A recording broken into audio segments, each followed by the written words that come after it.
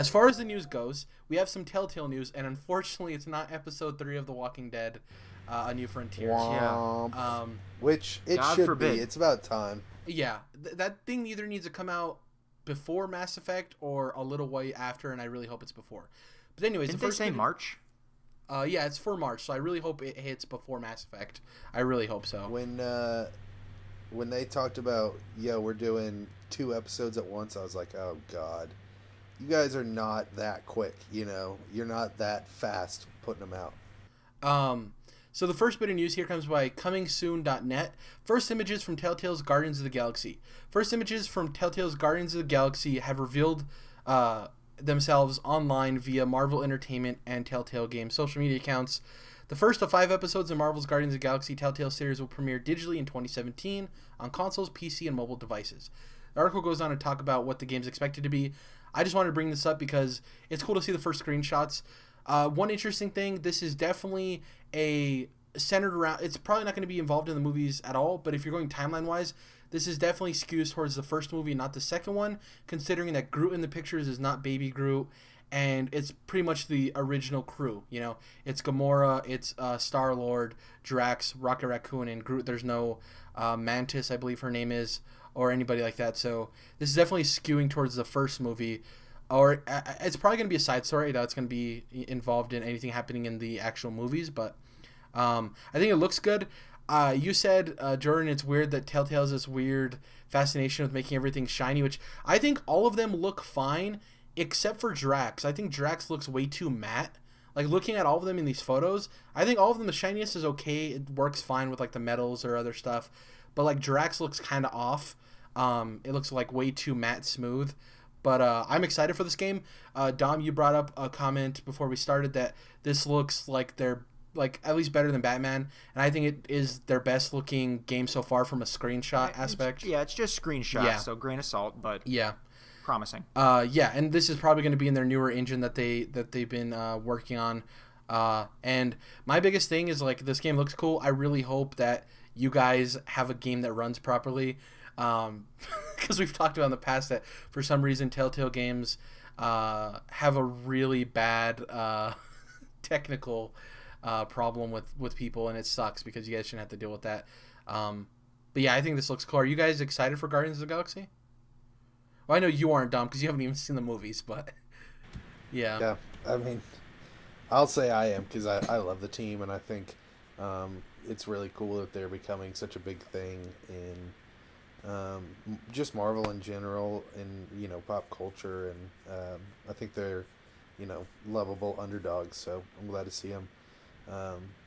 I'm glad to see them getting this game, but of course I'm super excited about what Eidos Montreal's doing, making their own Guardians game. So but this should be cool, and I was a little surprised when this was first announced, because you can obviously see where you could do a Batman Telltale game. There's plenty of storytelling beats to be had with Batman, but Guardians are a little bit more like a fun romp action, good old time. So we'll see how they do, kind of telling a story with an engine where you can't do a whole lot of. It's just not a third-person action adventure game. So yeah, but remember that they also nailed the Borderlands game, because Borderlands is known for being heavy action and comedy, and that's kind of what Guardians is. And to a lot of people, they nailed that Borderlands Telltale game. So yeah, I'm sure they'll nail it, and they nailed the action in Batman. So I'm sure it'll be fun. But yeah, I'm excited. So are you guys anticipating playing as each of the characters, or do you think they'll just do like a single character you play as? No, it won't be Star-Lord. It'll be each of the character. characters. Yeah, they all have their own individual personalities, and they'll have their own tasks to do and stuff like that. You'll play as at least 4 of the characters. I don't know if you'll play as Drax, but you'll definitely have time with each of them, I almost guarantee. I like that they're making... This is kind of like one of the cool things with Marvel being so successful, and what they're doing is this ragtag group of heroes that no one's ever heard of or cared about. They're coming to the forefront, and they're like one of the biggest things in superhero kind of pop culture right now is the Guardians of the Galaxy, which is cool, because you have your mainstays like Batman and Superman and stuff like that. But like, it's cool that Marvel's committing so much effort into making Guardians of the Galaxy a thing, and they're doing it right, which is really cool. So I'm super excited for this as well. I want to get my Walking Dead done first before I even think about Guardians of the Galaxy, though. The second bit of news here comes by way of express.co.uk. Nintendo Switch sales smash expectations, putting Switch price and game fears to rest. The Nintendo Switch sales have already proven to have some of the best the Japanese games giant has ever seen in the Americas, and now more good news has arrived. While there were fears raised by investors regarding the higher than expected Nintendo Switch price and small Nintendo Switch games list, it appears that initial sales have not been affected. It's now been confirmed that in North America and Europe, in its first 2 days on sale, the Nintendo Switch surpassed the Wii. And that's not just the United States, it also includes Canada, Mexico, Latin America, and Australia. According to the New York Times, American Nintendo president Reggie Fils-Aimé has revealed that the Nintendo Switch Friday and Saturday sales exceeded first 2-day sales in the Americas for any system in Nintendo history. The Nintendo UK has also confirmed that the Switch has sold more units in its launch weekend than the Wii. There was also the added information Zelda Breath of the Wild is now the biggest selling Nintendo launch title in Europe, which isn't surprising. I think these sales numbers are great. Obviously, this doesn't mean that, Nintendo Switch is going to sell Wii numbers. It's a launch, and we saw with Wii U that a launch can be good and then it can die out, right? But I do think this is promising. One of the big conversations is if Nintendo Switch will succeed or not, because console sales for Nintendo have gone down every time one's released, with the anomaly being the Wii. I think the problem with that argument is people are talking about it as if it's a console, though it is a mobile console hybrid. I think this is a handheld. I think the market sees it as a handheld. I think when we look at it, we see it as a handheld first that can also be played on the television. Am I wrong with that assessment? Yeah, and we'll get into it with my topic a little later, but long story short, you're absolutely right. Yeah, and their handhelds sell very well. People make jokes about the 3DS vast library and all these things, but it's sold 60 plus million units. Their handhelds sell. I've owned every Nintendo handheld except for the DS Lite.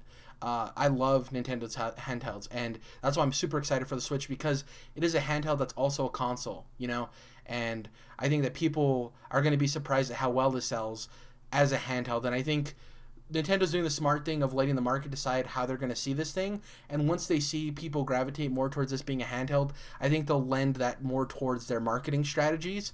We kind of already see that. In a lot of the Switch trailers, it's always in handheld mode or in portable. There's glimpses of it on a television, but that's not the mainstay. They don't focus on the television. So I'm excited by this. Jordan, what do you think about these sales numbers? Are they surprising? Should people be excited? Should people wait and see what happens? I think they're just solid, and obviously they're not bad at any stretch, but I think they're definitely solid. I think, it's going to be telling in June and July when it seems like there aren't going to be any games out. It's going to be telling to see how it does around those times, because of course it's going to sell this fall with Mario, and of course it's going to sell more at launch. But yeah, we'll have to see. I'm more concerned with some of the technical issues that I've seen online. It seems like the build quality of the system isn't super great, which is actually pretty uncharacteristic for Nintendo. They usually make really solid hardware, even if it isn't technically super solid. So I'm a little worried about that, especially for all those kiddos out there wanting to play their Marios and such. But yeah, definitely promising for the future. And Nintendo needed a little pick-me-up, and this seems good. I mean, it's a good sign. It's a good sign, I suppose. I'm probably more even skeptical of this than you guys are. It's you scored the first touchdown in the game. A whole lot more game left and things you have to do before you win, as the Atlanta Falcons taught us. Yeah. Sports analogies. At least this one wasn't a road trip, Dom. Go team! So the next bit of news is kind of twofold. March 8th, we had the official gameplay reveal for Shadow of War. We talked about last week it being revealed to everybody and there being the reveal trailer. Jordan and I are super excited for it. And this is a two-part story. The first part being that the gameplay reveal was awesome. It unveiled that the Nemesis system is awesome. It's new. It's updated. And they added an ally system to it. So not only does the Nemesis system work for your Nemesi in the game, the bad guys, the revenge stories, the plot lines, all of that kind of stuff. you also in this game, there's the mechanic of building an army around you with orcs and goblins and trolls and stuff like that, and their experiences with you actually lend themselves towards a nemesis system, so you can build bonds with these people, and I think that's brilliant. I think it's a really smart way of evolving the technology. The second bit of news here, I want to talk more about the ally nemesis system with you guys, but the other bit of news here, Xbox is a marketing partner for Middle-earth Shadow of War. Dev talks Project Scorpio. It's pretty much there. I don't have to get too much into it, but Aaron Greenberg, WB, and Monolith have announced that Xbox is going to be the marketing partner. So whenever you see a Shadow of War, commercial or trailer, it's going to have Xbox at the end, which I think is huge. It helps Xbox, especially with the launch of Project Scorpio this fall. It's going to be a beautiful game. I'm pretty sure the people at Monolith and WB don't mind having their game shown off with Xbox, right? So I think that's huge. I just want to talk to you guys about both the gameplay reveal, if you saw it, and what this means for Xbox and Shadow of War. So you guys can say whatever you want. I saw the gameplay reveal. I thought it was great. Good solid 15 minutes of riveting gameplay, and I think it seems like with this game they're taking a smaller step, not a giant leap. It's not gonna just totally evolve the franchise. I don't think. I think it's just going to push it forward and help it progress in the proper way. I think it's going to make a more improved game than Shadow of Mordor, because it was a great game, but it was not an incredible game or breathtaking in any sort of way. It had its flaws, and so I think they're going to be fine-tuning that. But I am super excited to see them bringing over the Nemesis system to the allies. I think, we're going to see a lot of big-scale battles, which is obviously what they were trying to show us yesterday with taking over this giant base. And, you had the dragon fight and giant trolls and such. And so I think the scale that they're bringing to this sequel is a lot bigger than Shadow of Mordor. So, like I said, it doesn't seem like a quantum leap in the franchise, but it absolutely seems like they're headed in the right direction, and they're just going to make, be fine-tuning and making everything better. So I'm very excited. Yeah. Dom, do you have anything about this?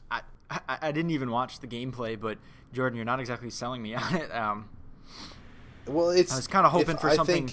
It's a whole new setting, and there's so much more going on. One of the things in the gameplay trailer that Jordan didn't mention is that they made it a point in the trailer to say there's all of these different environments. They made that a point in the trailer that there's all of these regions that are going to be different. So I need to watch it. Yeah.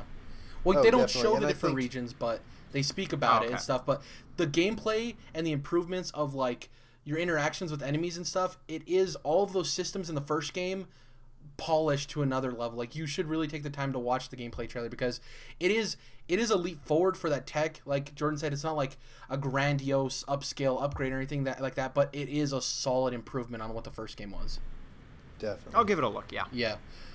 Plus, I don't think I think if someone had played the first game but hadn't seen this gameplay trailer, I think my explanation will probably have them more excited, because they already know how great the first game is, but you're not super into the first one. So this stuff, to be honest, since they're just tightening stuff up that was already there, it might not catch you if you didn't enjoy the first one really well. Yeah. It's not as much of a diversion, of course, from the first one to justify any different thoughts for the most part. I kind of see where you're coming from there. So that's it for the news.